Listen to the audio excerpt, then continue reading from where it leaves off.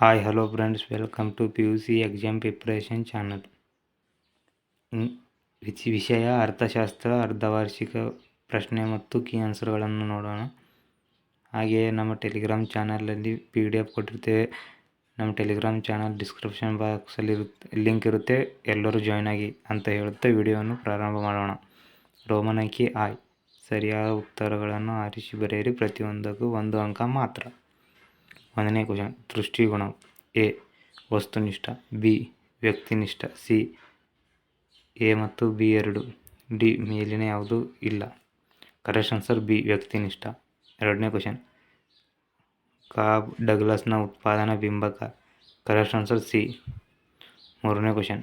ಬೇಡಿಕೆ ರೇಖೆಯ ಸ್ಥಿತಿಸ್ಥಾಪಕತ್ವ 1ಕ್ಕಿಂತ ಹೆಚ್ಚು ಇದ್ದಾಗ MRನ ಮೌಲ್ಯವು. ಕರೆಕ್ಟ್ ಆನ್ಸರ್ ಎ ಋಣಾತ್ಮಕವಾಗಿರುತ್ತದೆ. 4ನೇ question. TC correct answer C TFC + TVC. 5ನೇ ಕ್ವಶನ್. ಪರಿಪೂರ್ಣ ಪೈಪೋಟಿ ಮಾರುಕಟ್ಟೆಯಲ್ಲಿ ಉದ್ಯಮ ಘಟಕಗಳು ಉತ್ಪಾದಿಸುವ ಮತ್ತು ಮಾರಾಟ ಮಾಡುವ ಉತ್ಪನ್ನಗಳು. ಕರೆಕ್ಟ್ ಆನ್ಸರ್ ಬಿ ಏಕರೂಪವಾಗಿರುತ್ತದೆ. ಹಾಗೆ ರೋಮನ್ ಅಂಕಿ 2. ಆವರಣದಲ್ಲಿರುವ ಸರಿಯಾದ ಉತ್ತರಗಳನ್ನು ಆರಿಸಿ ಖಾಲಿ ಬಿಟ್ಟ ಸ್ಥಳವನ್ನು ಭರ್ತಿ ಮಾಡಿ. ರೋಮನ್ ಅಂಕಿ 6ನೇ ಕ್ವಶನ್. ಸಂಪನ್ಮೂಲಗಳ ಕೊರತೆಯು ಡ್ಯಾಶ್ ಸಮಸ್ಯೆಯನ್ನು ಹುಟ್ಟುಹಾಕುತ್ತದೆ. ಕರೆಕ್ಟ್ ಆನ್ಸರ್ ಆಯ್ಕೆ. 7ನೇ ಕ್ವಶನ್. ಬಯಕೆಗಳು ತೃಪ್ತಿಪಡಿಸಲು ಸರಕಿನ ಸಾಮರ್ಥ್ಯ ಡ್ಯಾಶ್. Correct answer ದೃಷ್ಟಿಗುಣ. ಹಾಗೆಯೇ 8ನೇ ಕ್ವಶನ್. ಕೆಲವು ಚಟುವಟಿಕೆಗಳು ಡ್ಯಾಶ್ ವೆಚ್ಚವು 2ನೇ ಉತ್ತಮ ಚಟುವಟಿಕೆಯನ್ನು ಬಿಟ್ಟು ಕೊಟ್ಟ ಗಳಿಕೆಯಾಗುತ್ತದೆ. ಕರೆಕ್ಟ್ ಆನ್ಸರ್ ಸದಾವಕಾಶ. 9ನೇ ಕ್ವಶನ್. ಬೆಲೆ ಪಡೆಯುವ ವರ್ತನೆಯು ಡ್ಯಾಶ್ ಮಾರುಕಟ್ಟೆಯ ಒಂದು ವಿಭಿನ್ನ ಲಕ್ಷಣವಾಗಿದೆ. ಕರೆಕ್ಟ್ ಆನ್ಸರ್ ಪೈಪೋಟಿ. 10ನೇ ಕ್ವಶನ್. ಶ್ರಮದ ಬೇಡಿಕೆ ಮತ್ತು ಪೂರೈಕೆ ರೇಖೆಗಳು ಪರಸ್ಪರ ಛೇದಿಸುವ ಬಿಂದುವಿನಲ್ಲಿ ಡ್ಯಾಶ್ ನಿರ್ಧಾರವಾಗುತ್ತದೆ. ಕರೆಕ್ಟ್ ಆನ್ಸರ್ ಕೂಲಿ ದರ. ಹಾಗೆಯೇ ರೋಮನ್ ಅಂಕಿ 3. ಹೊಂದಿಸಿ ಬರೆಯಿರಿ.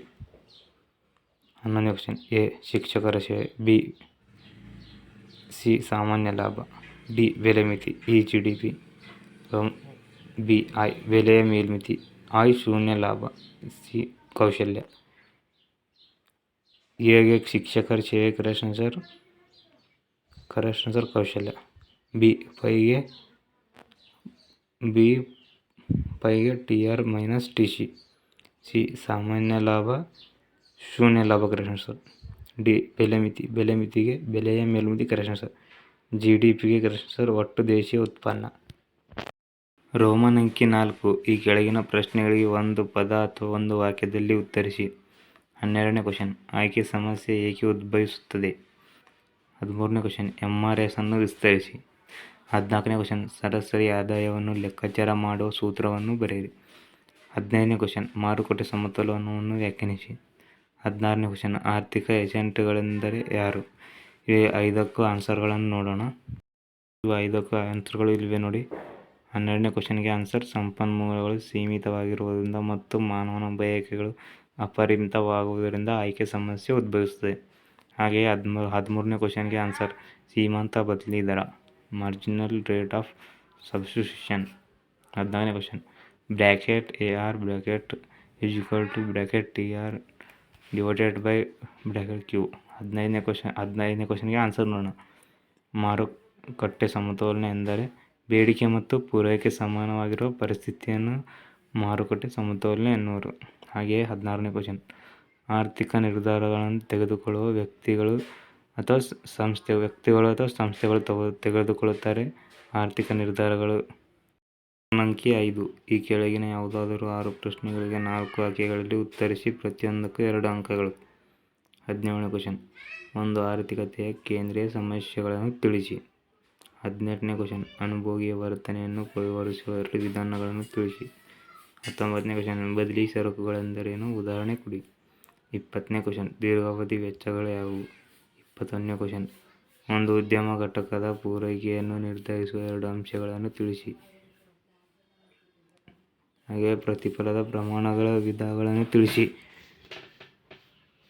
ಹಾಗೆಯೇ ಸಮತೋಲನ ಬೆಲೆ ಮತ್ತು ಪ್ರಮಾಣವನ್ನು ವ್ಯಾಖ್ಯಾನಿಸಿ.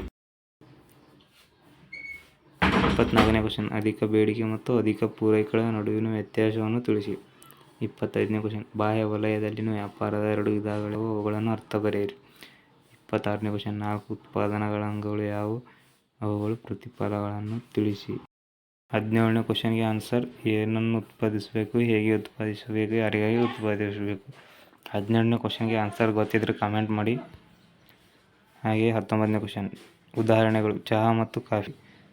ಆನ್ಸರ್, ಬದಲಿ ಸರಕುಗಳೆಂದರೇನು? ಒಂದು ಸರಕಿನ ಬದಲಿಗೆ ಇನ್ನೊಂದು ಸರಕನ್ನು ಬಳಸುವುದನ್ನು ಬದಲಿ ಸರಕುಗಳು ಎನ್ನುವರು. ಹಾಗೆ 20ನೇ ಕ್ವಶನ್ಗೆ ಆನ್ಸರ್, ಕಟ್ಟಡಗಳು ಮತ್ತು ಭೂಮಿಯ ಖರೀದಿ, ಯಂತ್ರೋಪಕರಣ ಮತ್ತು ಉಪಕರಣಗಳು ಇವೆರಡು ಪಾಯಿಂಟ್ಸ್ಗಳಾಗಿರುತ್ತವೆ 20ನೇ ಕ್ವಶನ್ಗೆ. ಹಾಗೆ 21ನೇ ಕ್ವಶನ್ಗೆ ಆನ್ಸರ್, ಉತ್ಪಾದನಾ ತಂತ್ರಜ್ಞಾನ, ಬೆಲೆಗಳು. ಹಾಗೆ 22ನೇ ಕ್ವಶನ್ಗೆ ಆನ್ಸರ್, IRS, CRS, ಏರಿಕೆ ಸ್ಥಿರ ವೆಚ್ಚ, ಇಳಿಕೆ ಸ್ಥಿರ ವೆಚ್ಚ, ಸ್ಥಿರ ವೆಚ್ಚ ಆಗಿರುತ್ತವೆ.